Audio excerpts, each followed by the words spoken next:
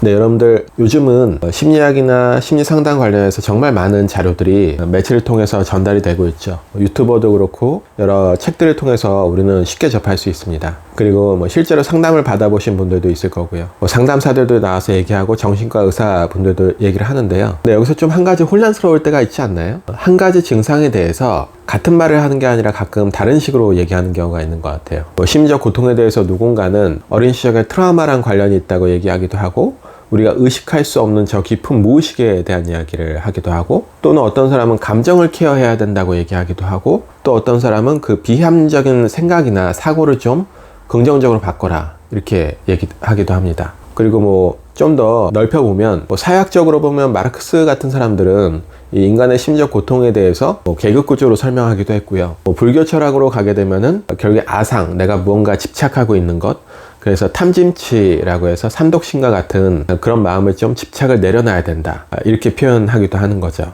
좀 더 많이 확장시켜 볼 수 있겠는데요. 결국에 이제 사람들마다 거기에 대해서 주장하는 바가 다르고, 결국에는 실제로 그거를 활용해서 마음의 고통을 치유해 보려고 하는 분들이 좀 되게 혼란을 많이 겪는 것 같아요. 그리고 제가 심리상담센터를 운영을 하고 있는데, 오시는 분들도 그런 많은 매체들을 접하긴 했지만 정작 내가 뭘 해야 될지 몰라서 혼란에 빠져서 오실 때가 많습니다. 그래서 오늘은 왜 그런 혼란들이 오고 있고, 그리고 이제 거기서 우리는 어떤 정보들을 획득해서 나에게 활용해야 되고, 또 진정한 치유를 받기 위해서는 어떤 상담사가 좋은 심리치료 상담사인지에 대해서 이야기해 볼 거예요. 그리고 또는 그래서 영상 끝까지 보시면 어느 정도 좀 감이 잡히실 겁니다. 결론부터 말씀드리면 서로 바라보는 인간관이 다르기 때문에 그렇게 되는 겁니다. 그러니까 인간을 어떻게 볼 것이냐에 따라서 거기에 대한 처방이 달라지는 거죠. 근데 대부분은 본인이 어떤 인간관에서 그런 얘기를 하고 있는지 잘 인지가 안 된 상태에서 막 그런 얘기를 하기도 하고, 어떤 분들은 그게 정말 본인의 생각이 진리인 것처럼 막 밀어붙이기도 하는 거죠. 그래서 먼저 인간관에 대해서 좀 이해를 하고, 이런 것들을 좀 통합적으로 이해할 수 있는 게 필요해요. 사실은 제가 심리상담사이긴 한데, 제가 상담 전공을 하긴 했지만 또 철학과를 가서 공부를 오랫동안 했습니다. 그래서 석사, 박사를 거기서 하고 이제 대학에서 강의도 했었는데요. 제가 이제 공부를 할 때 심리학 이론들을 많이 보고, 그 다음에 내담자를 치료할 때도 이런 각각의 이론에서 얘기하는 게 왜 이렇게 다르지? 이런 의문이 들었고, 그것 때문에 이제 인간을 좀 더 깊이 탐구하기 위해서 철학과를 갔었습니다. 그래서 이제 많은 것들을 이해하게 됐는데요. 결국에는 이제 전통적으로 우리가 어떤 심리적 문제에 대해서 그걸 이제 분석할 때 많이 활용하는 인간관이 뭐냐면 프로이드의 정신분석학이에요. 이 얘기가 조금 복잡할 수 있는데, 쉽게 말해서 우리가 많이 하고 있는 분석이 뭐냐면, 현재의 어려움은 어렸을 때 과거의 어떤 부모 양육 태도라든지 아니면 어렸을 때 경험했던 상처나 트라우마와 관련돼서 연결을 지어서 해석을 하는 거잖아요. 이게 전통적인 프로이드식 무의식에 기반한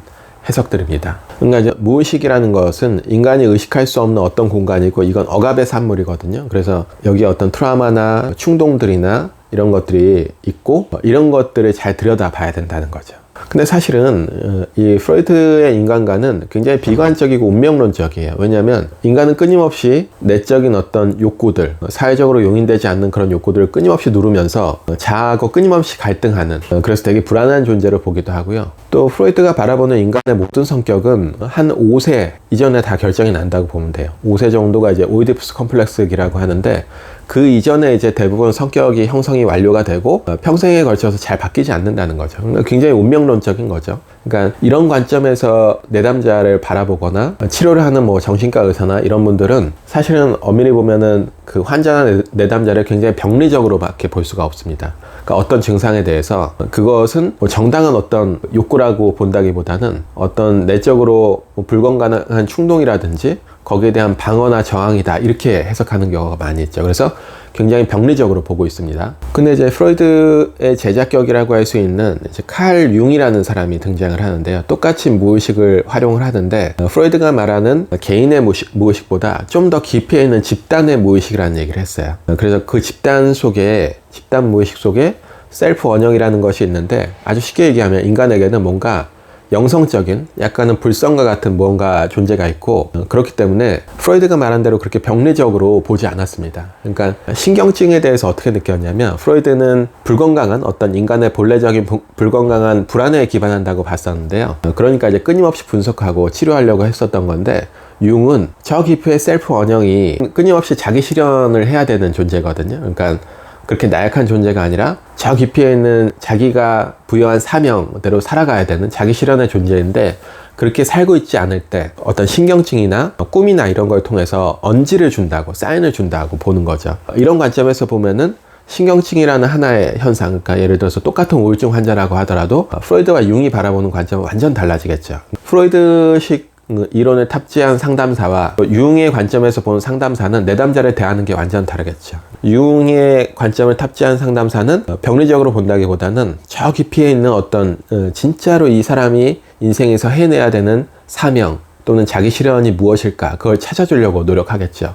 완전 달라지겠죠. 그렇게 해서 이제 정신분석적인 관점이 하나가 있고, 또 하나는 이제 아까 말씀드린 대로 어떤 인지, 생각을 많이 강조하는 상담사나 그런 유튜버들도 있고 그런 책들도 있는데요. 그건 이제 대표적인 인지치료적 관점이라고 보시면 돼요. 어떤 거냐면, 아까 인간관이라 그랬죠. 인간에 대해서 그런 무의식적인 것에 영향을 받는 존재가 아니라 뭔가 합리적이고 비합리적인 신념을 동시에 할 수 있는데, 이런 생각에 영향을 많이 받는 존재라고 바라보는 거죠. 그렇기 때문에 인간은 보통 어떤 사건 때문에 어떤 결과로서 감정이나 트라우마나 이런 걸 경험하는 것이 아니라 그것을 바라보는 관점, 생각에 따라서 달라진다는 거죠. 그렇기 때문에 인지치료적 관점을 탑재한 상담사나 정신과 의사분들은 끊임없이 그 생각을 바꿔주려고 노력할 거예요. 근데 하지만 이것도 어느 정도 반론을 제기할 수 있거든요. 왜냐면은 이 이야기의 핵심은 감정이나 행동은 생각에 지배를 받는다는 건데, 반대인 경우도 있죠.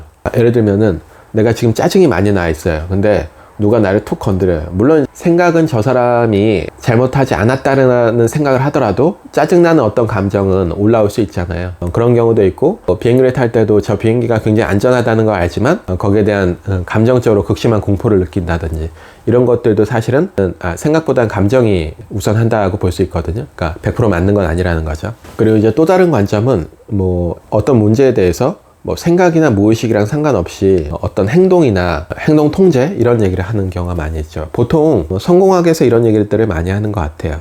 그러니까 의지력을 가지고 본인 루틴을 짜서 매일매일 어떤 행동을 하기 시작하면은 몸과 마음이 건강해질 수 있다. 그러니까 이건 어떤 관점이냐면요, 인간은 기본적으로 백지 상태라고 보는 거예요. 그리고 거기에서 어떤 식으로 학습시키느냐에 따라서 달라진다는 거죠. 그래서 아마 대표적으로 행동주의 학자 중에 한 분이 어떤 아이든지 나한테 데려오면 내가 그 아이의 미래에 대해서 내가 어떻게 학습하느냐에 따라서 내 자유자재로 만들어줄 수 있다, 이런 식으로 단언을 하기도 했고요. 대표적인 게 이제 파블로프 개 실험으로 유명한 이제 고전적 조건 형성이라고 하거든요.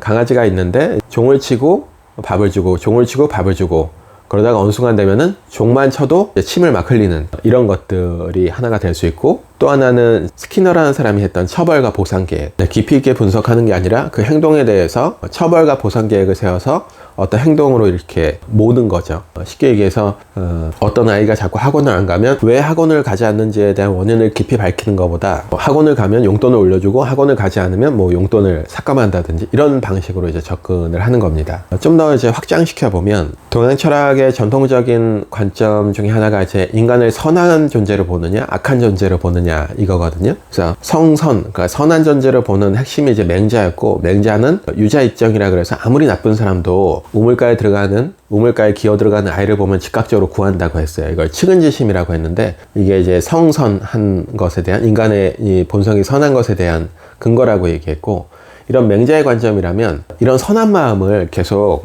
본성을 일깨워 주려고 노력할 거예요. 근데 이와 반대로 이제 성악, 그러니까 순자죠. 순자적 관점에서 보면 인간의 본성은 타고나면서부터 남의 것을 뺏기 좋아하고 시기 질투를 하기 때문에 악한 존재라고 보는 거죠. 욕망적 존재이기 때문에 예와 형으로 다스리려고 할 거예요. 그러니까 통제해 주려고 한다는 거죠. 그래서 제가 좀 동양 철학까지 확대시키긴 했지만 이해가 되시죠? 인간을 어떻게 바라보느냐에 따라서 완전히 다른 이제 솔루션이 나올 수 있습니다. 쉽게 말해서 대인공포가 되게 심한 분이 있는데, 항상 직장 상사 앞에만 가면 너무 긴장이 돼서 말을 제대로 못하고 떠는 분이 있다고 상상을 해보죠. 그러면 아까 말한 프로이드 정신분석학, 어린 시절의 트라우마나 부모 양육 태도를 중요하게 생각하는 상담사는 이렇게 물어볼 거예요. 어릴 적 아버지는 어땠나요? 엄한 분이셨나요? 왜냐하면은 정신분석에서 직장 상사는 권위의 표상이고 또 아버지의 표상이기도 하거든요. 근데 아까 말씀드린 인지치료자, 그러니까 어떤 생각이나 사고가 중요하다고 봤던 상담사가 있다면 이렇게 얘기할 거예요. 그건 당신이 그 직장 상사에게 잘 보여야 한다라는 그 생각 때문에 그 불안이 발생을 한 겁니다. 이렇게 얘기할 거고요. 또 마지막에 얘기 드렸던 행동주의 관점, 그러니까 인간을 이제 학습하는 존재라고 본다면 이렇게 얘기할 거예요. 그 상사 앞에서 얘기를 잘할 수 있도록 스피치 연습을 저랑 한번 해보시죠. 그리고 이제 제가 앞서서 말씀 안 드렸는데 상담에서 많이 사용하는 관점 중에 또 하나가 이제 실존적 관점인데요. 그러니까 인간을 그렇게 과거에 얽매여 있는, 과거에서 못 벗어나는 존재가 아니라 현재의 선택과 책임을 강조하는 그런 인간관에 탑재한 상담들이 있거든요. 대표적으로 게슈탈트 심리치료 이론이 그렇습니다. 그러면은 지금 여기에 선택과 책임을 강조하기 때문에 그분에게 이렇게 물어볼 거예요. 근데 과거도 중요하고 생각도 중요한데 지금 여기에 앉아있는 저도 당신보다 나이가 많은 낯선 사람인데 지금 저와 앉아있을 때 기분은 어떤가요? 이런 식으로 지금 여기를 강조해서 물어볼 겁니다. 정말 이제 접근 방식이 다 다르죠. 그래서 좀 어렵긴 하지만 만약에 지금 상담을 하고 계시는 분이 있다면 제 얘기를 한번 되짚어보면 상담사나 또는 정신과 의사분이 나를 어떤 관점으로 대하고 있는지 조금 감이 오실 거예요. 그럼 과연 이제 어떤 상담사가 좋은 상담사이며 또 내가 이런 이론들을 바탕으로 나를 해석할 때 어떤 식으로 자기 분석을 해야 되는가, 결국에는 통합적으로 봐야 됩니다. 통합적이라는 건 어떤 거냐면 우리는 어떤 A라는 현상을 이해할 때 B 그 자체로 이해하면은 이해가 안 되고 B라는 차이에 의해서 봐야 된다는 거예요.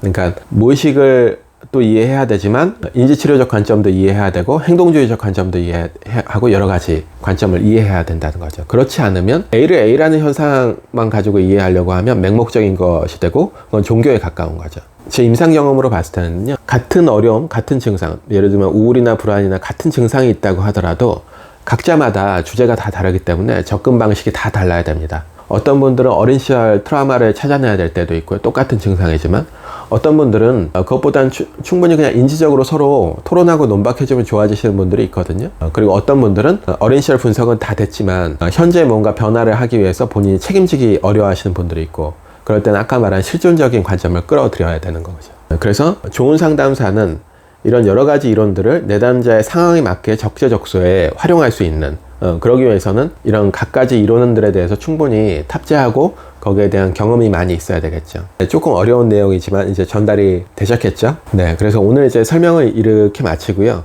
저는 사실은 이제 상담을 전공을 했었는데 아까 말씀드린 대로 이제 인간에 대한 깊은 탐구를 해보고 싶어서 철학과를 갔었고요. 저도 끊임없이 노력을 하고 있지만 앞서 말씀드린 인간을 좀 통합적인 관점에서 여러 가지 관점에서 바라보려고 노력을 하고 있습니다. 그러니까 꼭 인간의 문제가 심리학적인 문제만으로 해결 안 될 때도 있고 철학적 개념들을 끌어들여야 될 때도 있는 것 같아요. 그래서 최대한 이제 그런 식으로 내담자를 바라보려고 노력을 하고 있는데요. 혹시라도 그런 통합적 상담을 좀 한번 경험해 보고 싶으신 분들은요, 제가 댓글에 이제 고정 댓글로 링크를 달아놨는데요. 그 링크에 이제 블로그에 들어가셔서 답글을 남겨주시면 제가 따로 심리 상담이 필요하신 분들은 연락을 드리도록 하겠습니다. 그리고 이제 앞으로도 여러 가지 상담이나 심리학 관련 내용들을 쭉 올릴 거니까요. 관심 가져주시면 감사할 것 같고, 아직 제 채널이 좀 작아서 영상이 잘 뜨지를 않아요. 그래서 제 영상을 보고 싶으신 분들은 구독을 좀 눌러주시면 도움이 되실 겁니다. 오늘 그럼 마치겠습니다.